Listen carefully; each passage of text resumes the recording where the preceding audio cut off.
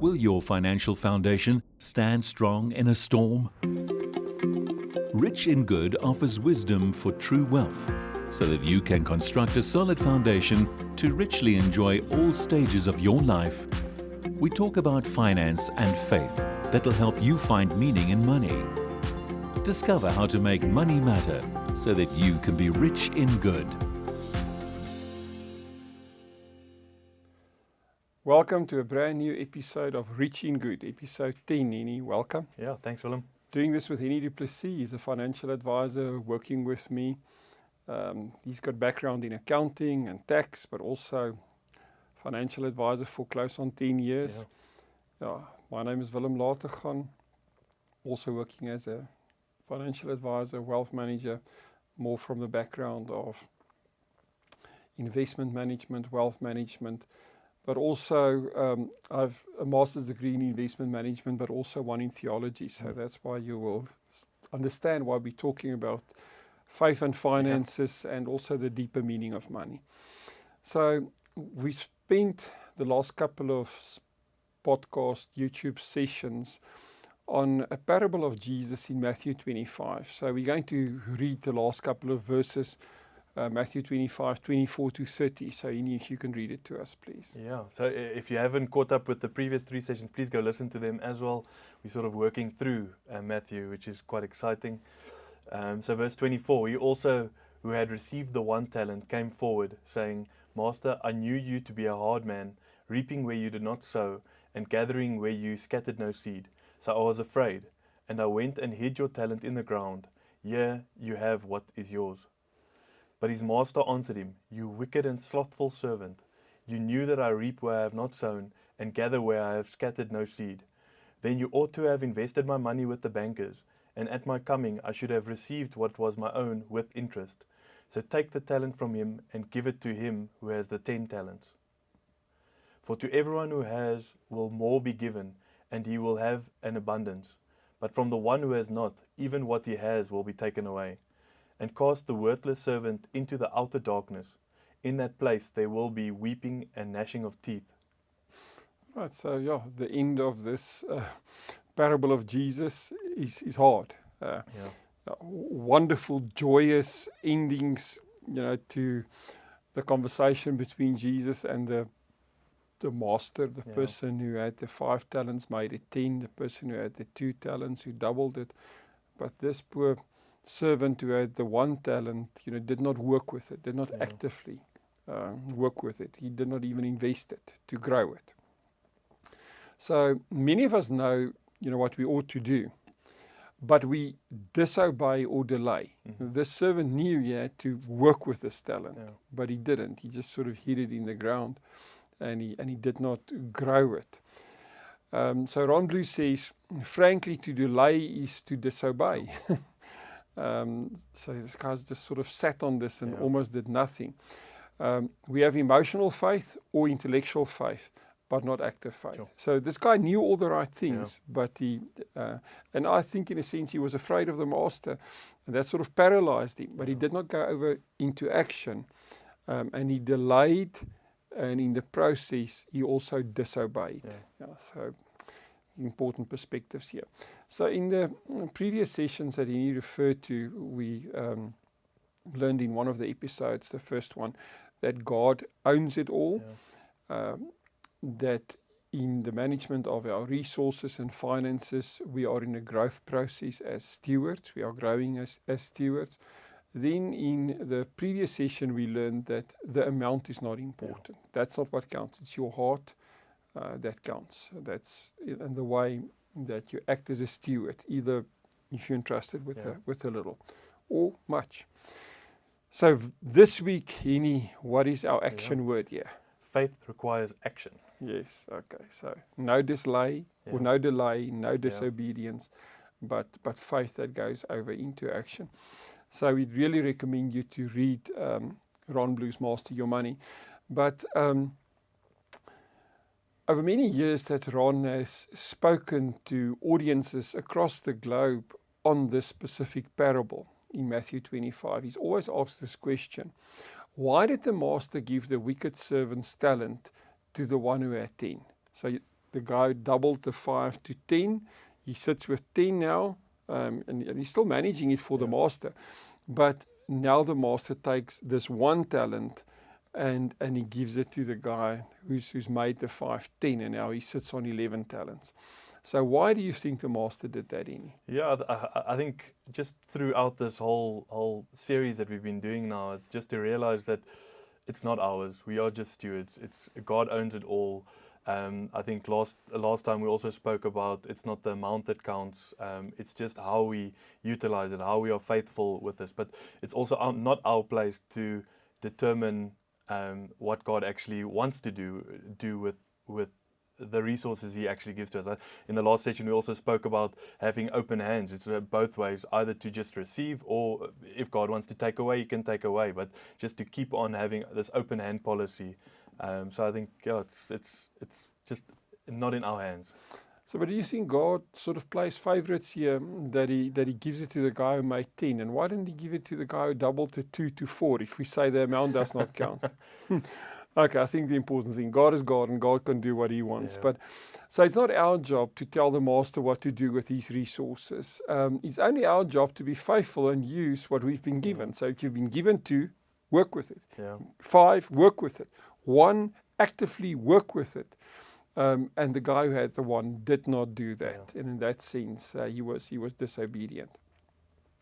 So I think this brings us to a definition of stewardship. So a couple of episodes back, we spoke about financial planning. We gave a definition of financial planning. But do you want to read this definition of stewardship, also from Ron Blue? Yeah, so stewardship is the use of God-given resources, time, talent, treasure, truth, relationships, etc., for the accomplishment of God-given goals. Right, okay. So if you missed our definition of financial planning, just go and listen back to a couple of episodes and sort of just contrast it with this definition of stewardship and just see how closely the two are interlinked. It's mainly about the accomplishment of God-given goals. Yeah. So we do good financial planning to be good stewards. And because we're good stewards, we do good financial planning. So these are sort of interlocked. So the important word in this definition, if you were to underline it, is stewardship is the use. Yeah. And use is an active word. So in other words, faith requires action. It's not just intellectual assent or emotional feeling. It is actually going into action and doing what is required of you.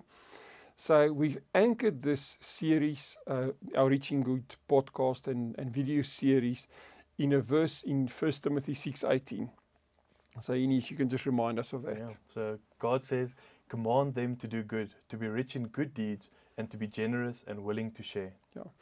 And this is also action words, good deeds, not just good thoughts and good feelings, but good deeds. Yeah, to be generous and willing to share. So I'd like to challenge you, and I want you to do a little exercise. I want you to take out a blank piece of paper and just make a list of everything that God has entrusted to you. I mean, it can be financial assets, it can be property, it can be intellectual capital, it can be health, it can be relationships. Can be blocks of time that you can allocate to ministry, good work. But just make a good list of those resources, assets, and then ask yourself this very important question as you work through the list. If you were to sort of write next to each of these items, this is God's or this is mine, and be very, very honest to yourself and also to God. And don't say this is God's if it's not really his. If it's still yours and you sort of still cling on to it and you don't want to release or surrender it, be honest and write, this is mine. And then maybe have a look at your this is my list, because that is the list that you need to surrender to God and say, God, I give this specific thing to you. I relinquish it to your control and to your ownership. I recognize that I'm a servant here and I want to be a better steward of this. Yeah, and I think as well, just to encourage all our listeners, I think this whole process is just God not wanting to burden us with everything. It's just that realization as well that holding on to all this stuff is just going to become a burden one day. And God Yeah, just wants to, hoarding stuff. yeah, and God just wants to release us from that. God wants us to just live in His will and just move with Him. Oh, there's massive freedom, not just financial freedom, but also just freedom from the snares of wealth and riches, and the impact that we can have with our resources on the world. Right. So when we understand that we own nothing and that it's all God's, we are actually prepared to be stewards. Okay, so we need to get to that point of surrender, of release, and of giving God control of all our stuff. Right, so maybe one of the initiatives that we're working on is called our Advisors Academy. So we're launching our Advisors Academy movement from the small coastal town in South Africa called Oyster Bay, where matriculants, in other words, senior, final year high school students who's going into their university education can join us. They can do their degree online, whether it's through accounting, law, tax, investments, financial planning. It can be a whole broad spectrum of financial services kind of studies that this youngster can endeavor. But then they also have the opportunity to work with us in one of our businesses, in our financial planning firm, in our law firm, in our accounting firm, even in our investment firm. And they can get experience over a period of 3 years, and then they can decide, which way they want to go with their career. So this is a massive investment that we as a business make. This is part of our giving back, our generosity. So if you are interested in our Advisors Academy, maybe it's a parent who's listening to this, or maybe it's a young student who say, I want to learn more about faith and finances, but I don't want to just finish a degree and then hear it for the first time. I actually basically want to study what we've been sharing on this podcast, but with my formal degree studies. That's what we want to do in our Advisors Academy. So maybe a word from you on that, and then the contact details. Yeah, I think the exciting thing about the Advisors Academy is just also being able to be a disciple, apprentice on different levels, not just academically, also not just in the business, but also from a spiritual point of view, to journey with fellow Christians, and again, just to learn from each other and develop together, and just to realize after grade 11 matric, as you're going into sort of the student world and then into the working world, what is it that I want to do with my life, but more importantly, what it is that God wants me to do with my life post studies, and where I must move to, and how I must use it. So maybe we must call it a 3-year gap, or a 3-year gap period at Oyster Bay, where you basically give God a gap. Yeah. Let him use you. And where must He use you? So but please contact us via email at info@rig.ac. Or give us a call at 086 12 21 777. We'd love to hear from you. Right. Remember, faith requires action. So if you need to make this call, please do so. Thank you so much, Henny. And I think we're heading towards the end of the year, going into a new year. We also wish you safe journeys during this festive season and a wonderful time with your loved ones. Till next time. Thank you. Thanks. Bye-bye. Bye.